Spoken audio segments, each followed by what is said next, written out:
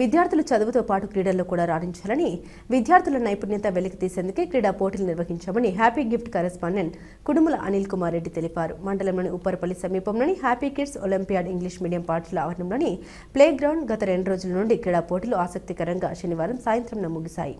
ఈ సందర్భంగా పాఠశాల కరెస్పాండెంట్ మాట్లాడారు. విద్యార్థులు విద్యతో పాటు క్రీడల్లో కూడా రాణించాలని, వారంలో 2 రోజుల పాటు విద్యార్థులకు క్రీడా పోటీలు నిర్వహిస్తామని తెలిపారు. క్రీడా పోటీలు మానసిక ఉల్లాసానికి దోహదపడతాయన్నారు. రాబోయే రోజుల్లో మండల, జిల్లా, రాష్ట్ర స్థాయిలో క్రీడలు ఆడేందుకు విద్యార్థులను ప్రోత్సహిస్తామని ఆయన తెలిపారు. గెలుపొందిన విద్యార్థులకు బహుమతులు అందించారు. ఈ కార్యక్రమంలో head master Sriramulu, principal Shaik Sardar, vice principal Sivajyothi తదితర ఉపాధ్యాయులు పాల్గొన్నారు. పాఠశాల అంతర్గత పోటీలు, ఎక్స్ట్రామల్స్ అంటే పాఠశాల అంతర్గత పోటీలు ఎవరైతే మంచి ప్రదర్శన చేస్తారో, ఎవరైతే మంచి నైపుణ్యాన్ని ప్రదర్శిస్తారో ఆ గేమ్స్ యందు వాటిని సెలెక్ట్ చేసి టీమ్లుగా డివైడ్ చేసి ఎక్స్ట్రామల్స్కు పంపించడం జరుగుతూ ఉంటుంది. అటువంటిగా మన స్కూల్లో ఈసారి ఇంటర్మల్ స్టార్ట్ చేసి వీళ్ళలోని యొక్క నైపుణ్యాలను గుర్తించి మంచి మంచి టీంలుగా తయారు చేసి రాబోయే దినాల్లో ఎక్స్ట్రామల్స్ కూడా పంపించేదానికి మేము సిద్ధం చేస్తున్నాం. మా పాఠశాలలో అన్ని విధాలా ఉపయోగపడేటట్టుగా మంచి మంచి ఫిజికల్ డైరెక్టర్లను పెట్టడం జరిగింది. దాదాపు 210 మందికి 220 మందికి ఒక పాఠశాలలో పీఈటీ వచ్చేటట్టుగా మా పాఠశాలలో 5 మంది పీఈటీలు ఉండడం జరుగుతూ. సో అలాగే క్రమశిక్షణకు పిల్లల యొక్క సెల్ ఫోను ఇవన్నీ అవాయిడ్ చేసేదానికి ముఖ్య మార్గం ఏదైనా ఉందని అనుకుంటే మనం క్రీడలను నిర్వహించడం.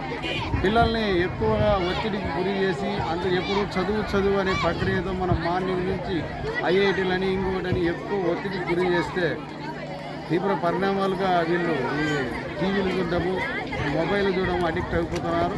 ఈ పిల్లలకి ఈ విధమైనటువంటి గేమ్స్ ఆడిపించిన దానివల్ల పిల్లలకి శారీరక దృఢత్వంతో పాటు పిల్లలు ఆడిపోతే కనుక ఇంటికి పోయినాక నిద్రపోవడం జరుగుతుంది. టీవీలో ఇవన్నీ చూడకుండా పిల్లల్ని ఎంత పరిశ్రమ పెట్టి భయము అంటే ప్రతి ఒక్కటానికి దేనికైనా దూకుడు స్వభావానికి కూడా అడ్డుకట్ట వేసి ఒక నైపుణ్యాన్ని రూపొందించవచ్చు.